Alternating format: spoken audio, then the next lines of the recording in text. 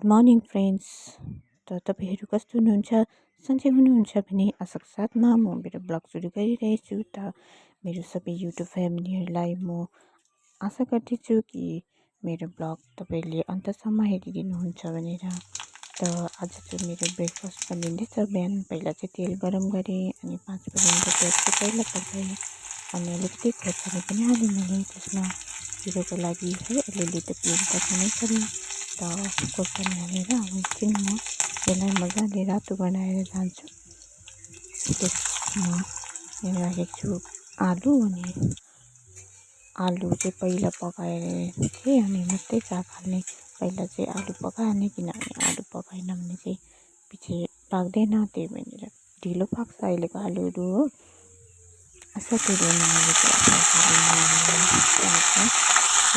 एकदम मिठो हुन्छ। हामी चाहिँ यहाँ ब्रेकफास्टमा खानु लागेको छौँ। त मैले साग हालेर माथिबाट हर्दी पनि हालेँ अनि अलिकति नुन पनि हालिदिन्छु स्वाद अनुसार हो।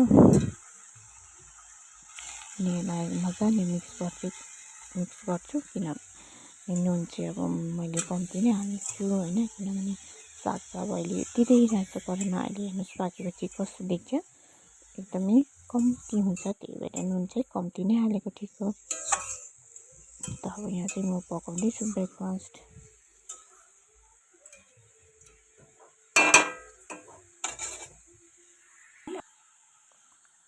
त साथीहरू मैले अब नुन पनि हालेँ है।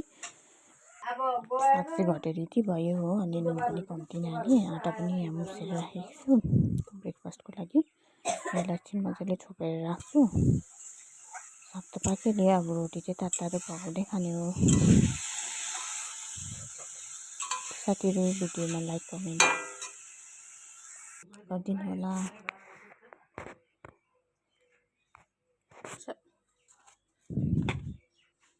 त साथीहरू अब पाकिसक्यो मेरो चाहिँ है। म चाहिँ एउटा मात्रै रोटी खाने हो अनि आमालाई चाहिँ दिएँ रोटी चिया साग अनि आज चाहिँ नखाने अरे आज हो पिरो भएर। अनि आज चाहिँ सागमै खोर्सानी हालेको छु, त्यही भएर अचार चाहिएन। अनि यहाँ आमाले खानुहुँदैछ अनि म पनि अब यहाँ खानु लागि रेडी भइरहेछु।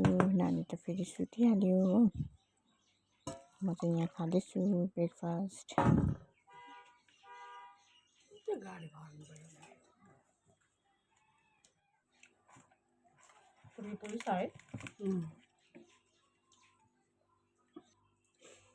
पमेर बुढी भन्ने पुर्के भनेको पमेर भन्दा बुढी चाहिँ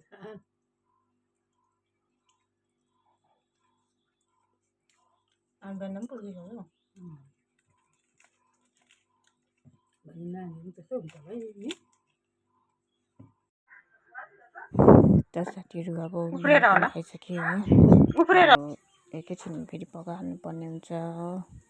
ब्रेकफास्ट पनि 10 बजीसम्म खाइसक्यो, 11 बजीसम्म खाइसक्यो। अनि अब चाहिँ मैले पकाएको छु दाल, मुसुरी दालमा लौका हालेर पहिला चाहिँ बोइल गरेँ अनि अब यहाँनिर छानेको छु। अनि अब यो सब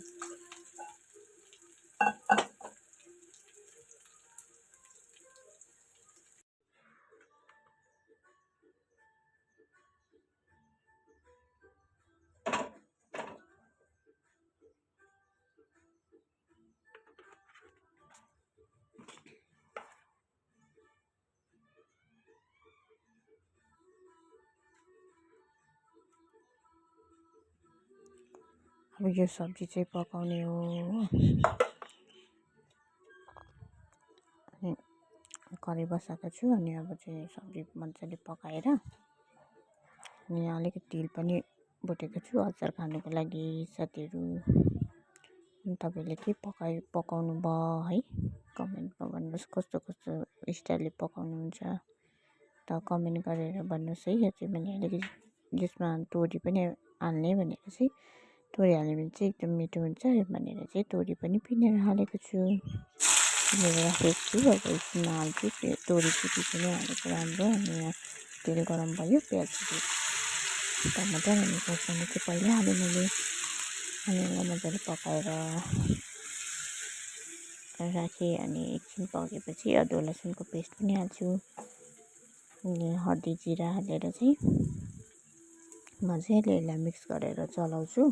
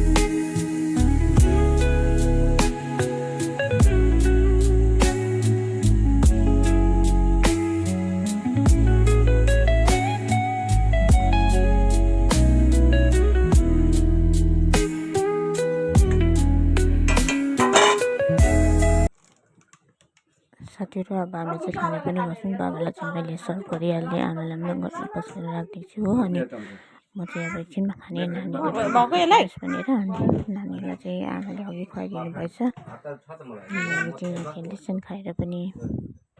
अनि म पनि पस्किँदैछु खाना। म पनि खानु बस्छु यहाँनिर साइडमा। अब चाहिँ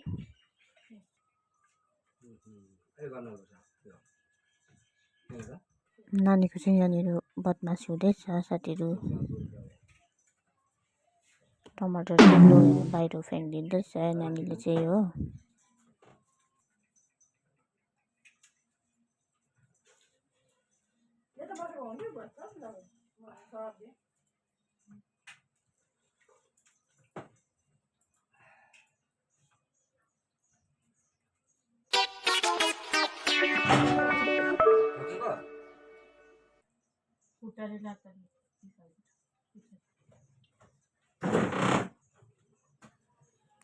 साथीहरू यहाँ चाहिँ नानी ठोकेछ है। अनि अब फेरि म चाहिँ भुइँमा बसेर खाँदैछु, माथि बसेर भएन हो।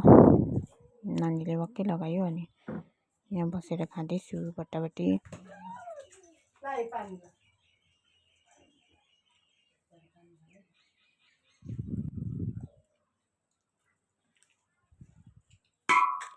साथीहरू भिडियोमा लाइक कमेन्ट अनि सब्सक्राइब पनि गरिदिनुहोस् होला नयाँ आउनेहरूले। त यहाँ चाहिँ मेरो नानीले मलाई खानु दिएको छैन हो। भुइँमा बसेर पनि शान्ति छैन।